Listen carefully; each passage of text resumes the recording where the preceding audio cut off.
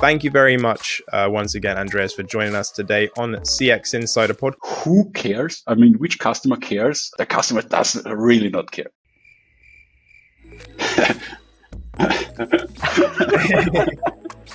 Interesting. Okay, so how many kids do you have? 2. What time do you usually go to sleep? 7 p.m. to, I don't know. Yeah, and where do you live? I will look for you. I will find you, and I will.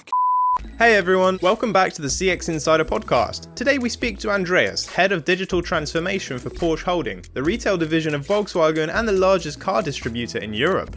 We'll be taking a look at the hyper-automation revolution that Andreas has been driving forth and learning how you can improve your own internal processes too.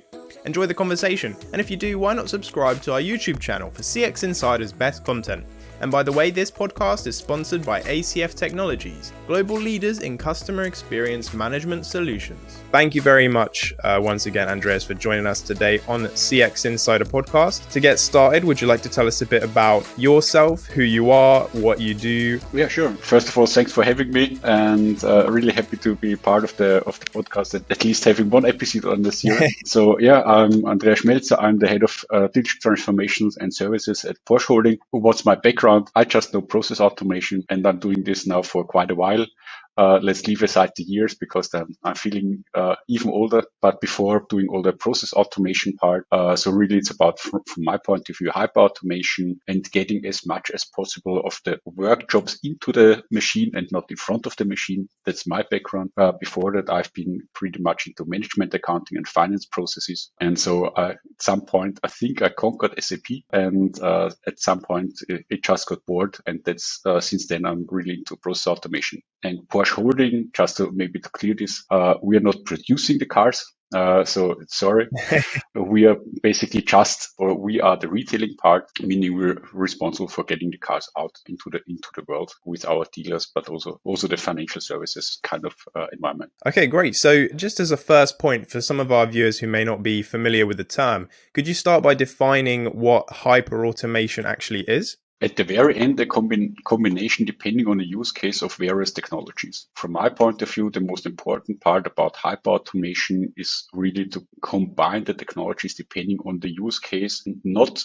the other way around by having a technology and then trying to figure out what's a good use case for the technology. And obviously, if you're talking about process automation, because digital transformation and service means we want to put something in place and we want to change the workforce in terms of what do we have to do in front of the PCs. This means we have to really take into the consideration how to orchestrate everything and keep the things in place, and that the people are really using that. So it's really human centric, even though we're talking so often about bots and technology and I don't know, but actually we're just talking about how to improve the workplaces. So that's really interesting. What was it that initially drew you to this field? Because you've worked in quite a few different companies, all in the same kind of area. So what is it that most interests you about hyperautomation?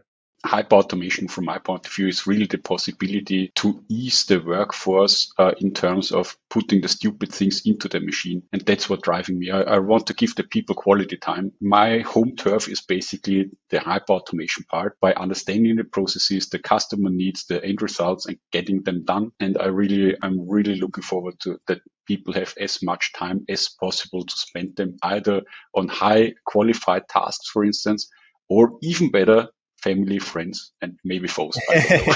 Yeah, I guess it's not all work, is it? It helps in all areas of life as well. So that's really great. Could you share any like bigger, more exciting projects maybe that you've worked on where you've seen this from birth and all the way through where it's really made an impact? Yes, because I've built hyper automation teams now. I think this time it's now the third time I'm ramping up an automation team inside a company, and obviously in different stages, because a scale up or startup is simply different like I've been before, but nevertheless, I'm struggling a little bit in terms of having impact, because I don't know which kind of solutions didn't have an impact. So I'm coming from the other side a little bit. Biggest possibility or change we've done is that in every company I've been working, and I'm talking about process automation, we always challenge the process at the very beginning.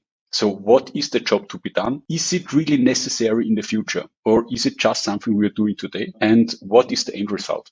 So if you're talking about user experience, customer experience, actually, first of all, to really fulfill these things, I have to understand what's the requirement. What do they need at what certain point in the process, in the delivery, in the product, in the service, you name it. Actually, that's the most crucial part. That's the most important part. And without even having done one single development hour, we already changed basically how we're working because we're questioning our end results. So that's why I'm a little bit struggling in terms of where we made the biggest impact. I think the biggest impact is actually by those things we haven't done because it was not necessary and we simply got rid of it. I think that's by far the biggest impact you can have. And then obviously the second one is if you're really keen on, yes, we want to keep that. Okay, then what is the leanest process in terms of with the least possible manpower in the operation as well as in the delivery, then going forward. One example would be a finance process where we at the very beginning got into like, let's use the invoice process because that's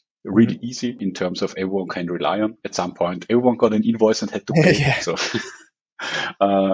you're getting the invoice, and for instance with OCR you're extracting the stuff, but the OCR itself is just basically copying from some kind of input format into a digital format all the things, but that's it. That's OCR. There's no intelligence, anything. Then adding machine learning on top of it, intelligent document processing, if you're really talking about paper documents or paper document-ish things like PDF, and then extracting everything and putting it into an approval workflow. So there is already the integration of BPMS, like the workflow engine. There is machine learning at some certain point, AI, or I think nowadays GPT is substituting AI at any point. So let's say putting it to GPT. And at the very beginning, you have the OCR part, and you really have to make sure that everything is running and at the very end is delivered into the ERP system. And I think this is one of the biggest impacts we already had. And I think in nearly every company, because that's a no-brainer at some point, at the very end, no one wants to put an accountant basically in typing stuff from left to right, like from a document into SAP or wherever. Actually, you just want to, if you receive the invoice, have the approver. Yes, that's what we've got. No, that's not what we've got. It's because we've got a different kind of service or a different kind of quality or a different amount, for instance. But at the end, you want the approved workflow and that's it. You don't want accountant is touching the invoice. That's something what really had the biggest impact. This is also something where accountants can be really a pain if your solution is not working, because they don't want to get this process back. That's why we are always figuring out how to operate and deliver those services continually, because that's definitely biggest impact in terms of keeping them happy and not just making them happy at the very beginning. Andreas is clearly very meticulous when it comes to hyper-automating business processes to increase workforce efficiency. But so far, we've only explored the benefits. Does such a hardcore approach bring any negatives too? Surely there are some instances where hyper-automation simply can't or shouldn't be applied.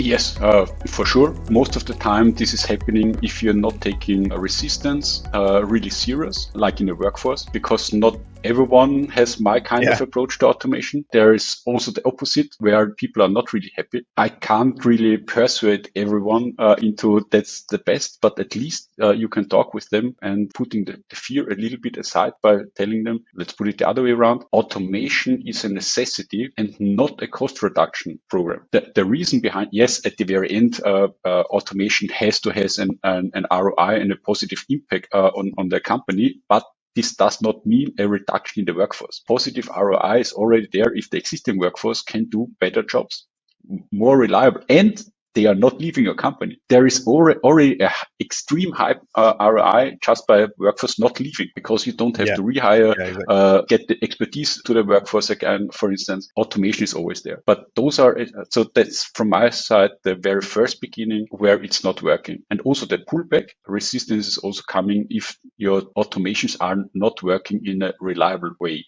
Meaning you're spending way too much time on maintenance. And this does not really, if I'm talking now about maintenance, it does not mean just on a technical level. We are also talking about maintenance in terms of talking with the business. Like, for instance, the process, we have to redesign the process every week. At some point, they are not keen in seeing you and talking again over the thing because it's simply not working. There are some certain limitations. And I think the third one is really if you focus on the technology. If you just want to use the hammer for every problem, so in this case, for instance, one certain technology use RPA, BPMS, I don't, you name it, it's always the same, but this has a huge impact because you're trying then to fit everything into the one technology, even though it does not make sense. Biggest challenge is at the same time, even I do want to automate everything, you always have to say no to things which are not making sense. Don't try to do everything, but that's a call we don't have to do on our own.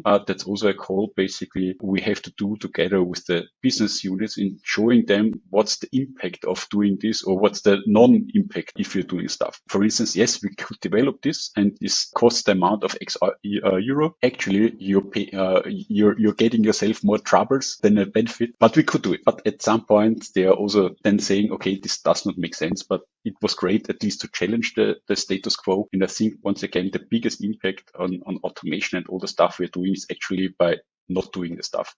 So at the very beginning, avoiding it. Interesting. Andreas, you've mentioned a lot about people, and even in what you were just saying there about ChatGPT, and I was giggling away because I completely agree. And the main thing that I'm definitely picking up, forgive me if I'm wrong here, is you seem to have a real focus on people and their effect. So when you were talking about ChatGPT there, you could just take the answer it gives you, but unless you've got the right personnel and the right people to understand that information, you're at a huge risk there, aren't you, of producing potentially the wrong thing. We spoke in a previous conversation about digital transformation, and I know that's something that obviously you're very passionate about and that you're a big part of your role. I think your approach, and I'm sure Marcel will agree, on that people are a huge part of that, consumers, customers and personnel. But what do you think is the biggest challenge with delivering advancement, into digital transformation is going to be, like merging the people with the technology? What do you think is the biggest challenge in that? I think the biggest challenge is that this is not a 0 to 100. It's really a transition and a transformation over time. So what does this mean? It's like in a typical development kind of effort, when you want to get to a proper user experience or customer experience, you are going to increase the level over time. You're not building 100% of the features, then putting it out and then being surprised that no one is using it. You want to learn on the way, basically. And that's exactly what we have to, why it's called digital transformation. We need to make some certain parts, like for instance, GPT. Nowadays, at least let them play around, preparing stuff for them, for instance, helping them, assisting at the very beginning. Then they can take it from there to a next level. So it's a little bit, use it now for preparation. And maybe in the next step, training the people how to implement your own data and rely more and more on the technology. So don't assume that by just having a technology or a use case or a service, that it has to be the one thing to rule them all from tomorrow onwards. It's really a transition into the new way of working. We still have to deliver ongoing revenue streams by changing business models, for instance. But you still have to play both worlds. There is not just one. There is not just current revenues, and then tomorrow there's the new business model and new revenues. There's something in between. And exactly that's what we have to. It's an evolvement. I think that's a little bit the challenge. This is not a typical IT project where I say that's the starting point. Those are the requirements I need to develop. And at the end, I'm done. Yes, at the end you are done, but you can't really have the milestone and saying, and then my transformation is done. That is a tough one. That is a tough one, definitely. Now, there's a persistent view in the automotive industry that, since it's pretty old, it's also resistant to change. And hyperautomation is all about change. So does Andreas think this belief is a myth? More specifically, how does the industry look from the inside out? And how can hyperautomation shape a new era of development? First of all, that's my own belief. So I'm not talking about a company statement or something like that. So that's my own gut feeling. No, I don't believe the industry is resistant to change, but it has due to the history, it's hard to change a system which has run like that, more or less, over decades. And it's really decades. This is the same like now trying to reinvent the wheel. We're using the wheel for ages. I mean, literally, even if we have the challenge to reinvent the wheel, we couldn't, or at least it feels like it would Yeah. be a tough one. And that's exactly where we are from my point of view in this industry, that for a really long time, it worked exactly like that. At some point, feel the change is necessary, but at the same time, a little bit depending or simply feeling in the future, it was not really necessary or possible. I'm not sure what it was, but once again, that's my own feeling. I don't think that I know everything about the industry. No, of course. You'll complete it in another few years, just so you did SAP. Maybe. Is it fair to say, though, that there is without a doubt a change happening in automotive industry? For sure. I mean, just look at the change basically in the customer behavior. There is now way more people financing or renting or sharing cars than before. I mean, think a few years back, who would have shared his car or her? I know. That's mine. I know most of the day it's just standing out there because I'm in the office, but it's mine. I'm not sharing. And now you're having You might move my seat. Yeah, but no, that's really changing. And simply our approach to mobility or to mobility services is, from my point of view, changing. But once again, this is a very personal view. I mean, who would at some point in the past agreed by you purchasing a vehicle and someone like the manufacturer can turn on and off certain services in my car? Outrageous. Yes. And now it's like, oh yeah, for sure. No problem. Even paying for it, this has a huge impact on your business model or on the approach, what you're doing, obviously. No, absolutely. Because obviously technology has made a big thing. Do you think consumers and their use of technology is changing their kind of not only buying behavior, but also what they expect as a customer experience? And is that making a big difference, the technology that consumers are using? I'm not sure if the technology is really the leverage or the changing factor. I think it's simply the more customer and user-centric approach. First of all, they are valuing and the technology is enabling that, but I'm not sure if the technology is really the driver behind it. Again, personal assumption is more that my expectation, and by seeing bits of different services, online services, stuff like that, by being more international and seeing what's happening in other countries, in other industries. I mean, just look into the banking sector and all the fintechs in there. Why shouldn't this happen in my industry? Yeah, and once again, I think technology is really the enabler, but if it's the driver behind it, I'm not 100% sure. As generations grow up and society moves forward, customer expectations, needs, wants, demands, they're all evolving too. Does then this idea of hyperautomation align with the current trends of customer experience? In essence, how can this kind of digital transformation improve customer satisfaction?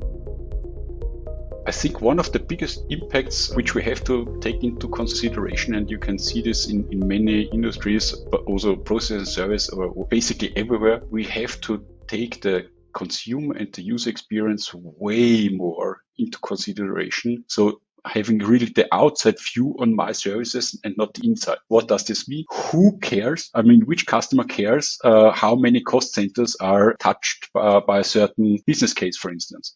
The customer does really not care. They want to have a service, a good or whatever. That's what you really have to center, and not just using this as a headline. You really have to get this into the culture. And I think that's why we are here in terms of really enabling and questioning, like, where is the benefit for the customer? Where is the input or the impact on the end result? Are we now faster, cheaper, better?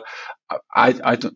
Is there actually a real effect on the customer, or is it just because we are used to this kind of an approach? There is the bigger leverage in the transformation. And this is then basically driving you all the way also for the future benefits or requirements or services by constantly challenging the things. Because if you take user or customer experience really up, then you know your service or good is never finished. You have to constantly work on it and challenge the things, and also look outside of your industry and look what others are doing. Simply have a look in who is doing the smartest invoicing process. I don't care if it's the smartest invoicing process at the moment in the retail part or automotive.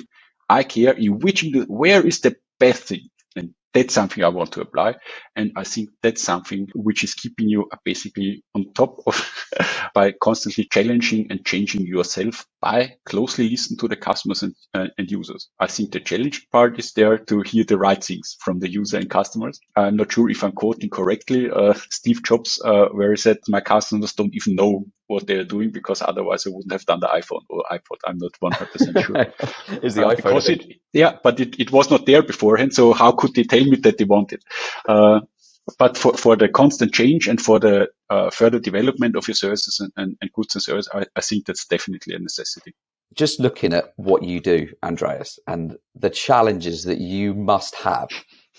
Okay. And one of the biggest challenges I can think of is acquiring all this data, but also you are working across so many different departments. You know, you're touching, but for my understanding, and stop me again if I'm wrong, so you're touching data in from sales side, from accounting side, from inquiry side. How do you go about acquiring this information and dealing with managing different parts of the business? Surely there must be some guarded people, well, not necessarily people, but departments. No, not really, because I don't care about because I don't care about data. Okay. If we are talking about really new services or new approaches, there is no data for it because we are talking about how do we want to work in the future. So I'm starting at the really high level and with many talks and trying to understand and discuss possible ways of working. What is the end result? Is this really the expected end result? Is this the end result, or is this just the end result you see? But is this really what the customer is getting? Because there are limitations to departments, for instance, where they see where is the real end-to-end process.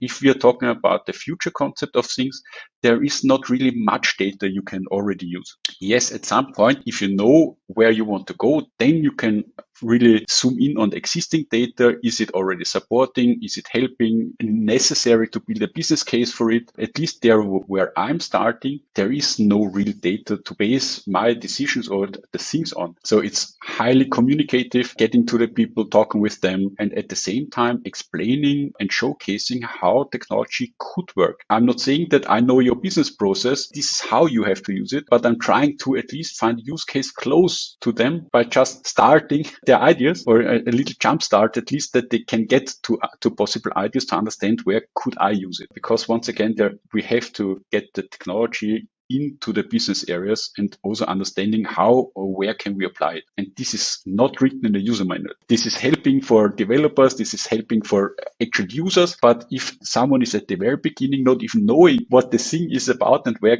can it help me and what's a possible use case, that's something where we have to be a little bit creative to really jump into the things and getting the hands dirty. That's then the fun, because then you can talk with the people and then you get them basically into the concept or not. We have covered how hyperautomation can greatly improve the employee experience by reducing working time, making processes more efficient, etc.